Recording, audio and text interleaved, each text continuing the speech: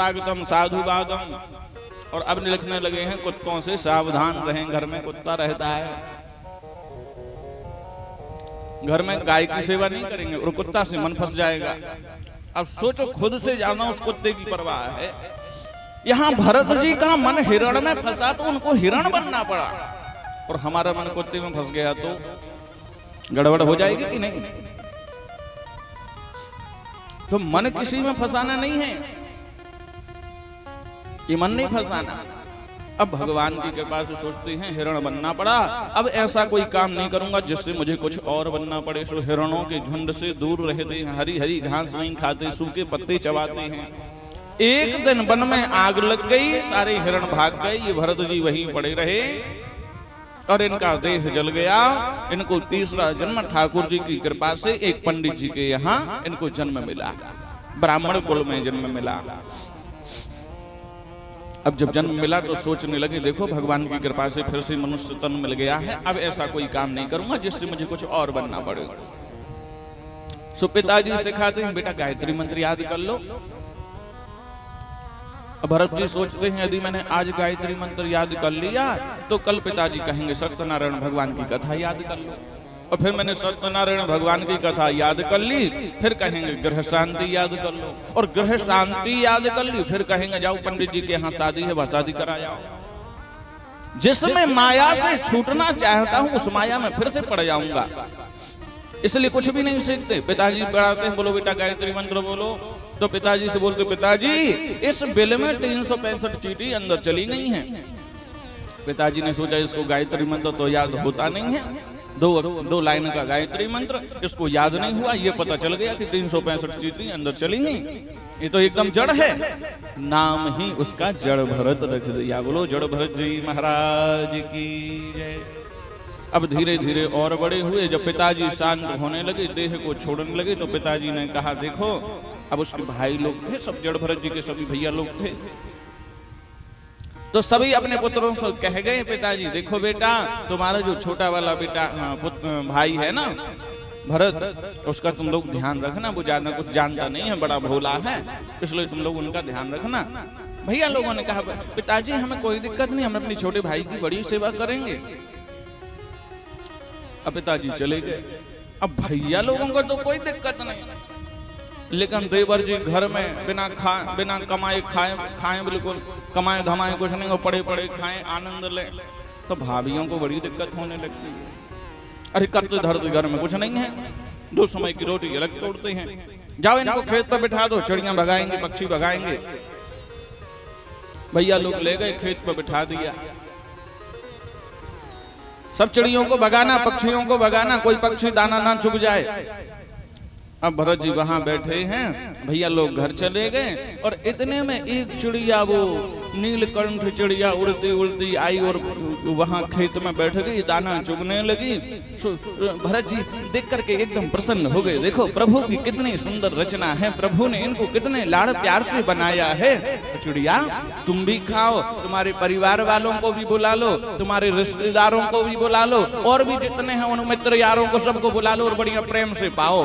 और गाने लगे, अरे राम जी की चिड़िया राम जी को खेत खाऊरी चिड़िया भर भर पेट, राम जी की चिड़िया राम जी को खेत खाऊरी चिड़िया भर पेट, राम जी की चिड़िया राम जी को खेत खाऊरी चिड़िया भर भर पेट,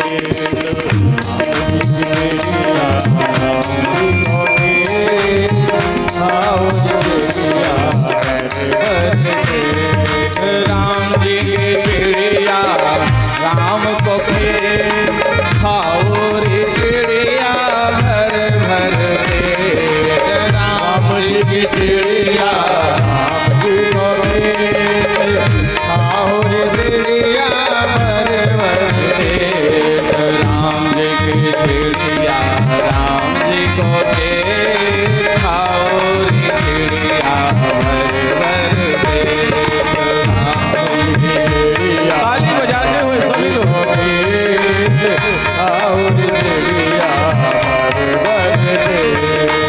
हरि बोल।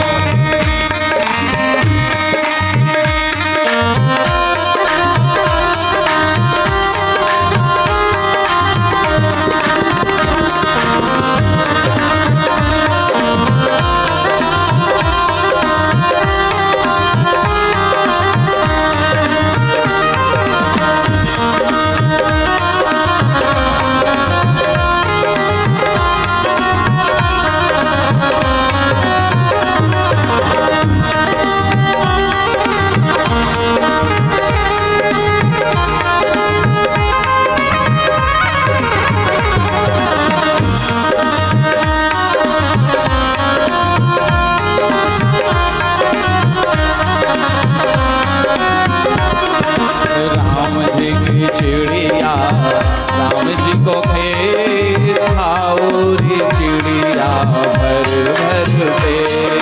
राम जी की चिड़िया राम जी को खेत हाउरी चिड़िया भर भर। अब यहाँ पे तमाम पक्षियों को बुला लिया, सारे पक्षी आकर के दाना चुगने लगे। इतने में भैया लोग आ गए। और भैया लोगों ने जैसे ही उन पक्षियों को देखा, अरे राम राम राम, मैंने बिठा रहा था कि यहाँ पक्षियों को भगाना, यहाँ तो तुमने इतने सारे पक्षियों को बुला लिया। भैया लोगों ने पत्थर मार मार कर सारे पक्षियों को भगा दिया, सारी चिड़ियों को भगा दिया। एक भी काम तुमसे ढंग से नहीं होता है, एक भी काम तुमसे ढंग से नहीं होता, सब पक्षियों को भगा दिया। चलो वहां की मैंने टूट गई है, वहां जाकर के एक जगह भैया लोगों ने गैदी फावड़ा हाथ में दे दिया और बोले ये मैंने टूट गई है, यहाँ से तुम सब मिट्टी खोद करके और इस मैड पर डालना। अब भरत जी ने सुबह शाम से खोदना प्रारंभ किया। जहां भैया लोगों ने बताया था कि यहाँ से खोद कर उस मेड़ पर डालना है, तो भैया लोगों ने वहां भरत जी ने मिट्टी खोदना प्रारंभ किया, शाम से खोदना प्रारंभ किया और जहां मेड़ टूटी थी वहां पर मिट्टी डालने लगे। पूरी रात भर खोदते रहे और सुबह जब जाकर के देखा तो जहां मिट्टी खोद रही थी वहां खोद करके बना दिया कुआं, और जहां मेड़ टूटी थी वहां ढेर लगा दिया सारी मिट्टी का। भैया लोग बोले एक भी काम तुमसे ढंग से नहीं होता, जाओ निकल जाओ हमारे घर से बाहर। भगा दिए भरत जी को कि चाह गई चिंता गई और नसी मनवा बेपरवाह, और जिसको कछु न चाहिए सो ही साहम साह। चाह चली गई, चिंता चली गई, ना कुछ पाने की इच्छा है, ना कुछ खोने का डर है, चले जा रहे हैं मस्ती में भरत जी।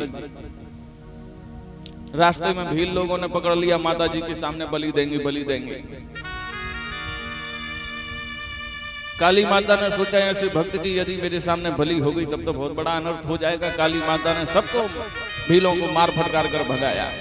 अब भी भरत जी चले जा रहे हैं। अच्छा, उनके जो भैया लोग थे बढ़िया घी चुपड़ कर रोटी खाते थे, फिर भी दुबले पतले थे, और भरत जी नमक के साथ रोटी खाते थे फिर भी हष्ट पुष्ट। क्यों? बोले तुलसी बिरवाराम के और सींचत ही मुरझाए, और राम भरोसे जो रहे तो पत्थर पर हरिया। जो राम के भरोसे है ना भैया, वो तो पत्थर पर भी हरिया जाते हैं। भरत जी चले जा रहे हैं, रास्ते में रहुगण नाम का राजा मिला, उसको भी भरत जी ने सुंदर उपदेश किया, और उसके बाद में भरत जी भगवान का भजन करके प्रभु के धाम को प्रस्थान किए। बोलो जड़ भरत जी महाराज की जय। आगे चल करके अजामिल की कथा आती है। एक गांव में एक अजामिल नाम के पंडित जी रहते थे, और अजामिल नाम के जो पंडित जी हैं बड़े विद्वान थे, कर्मकांडी थे, वेद में बड़े प्रवीण थे।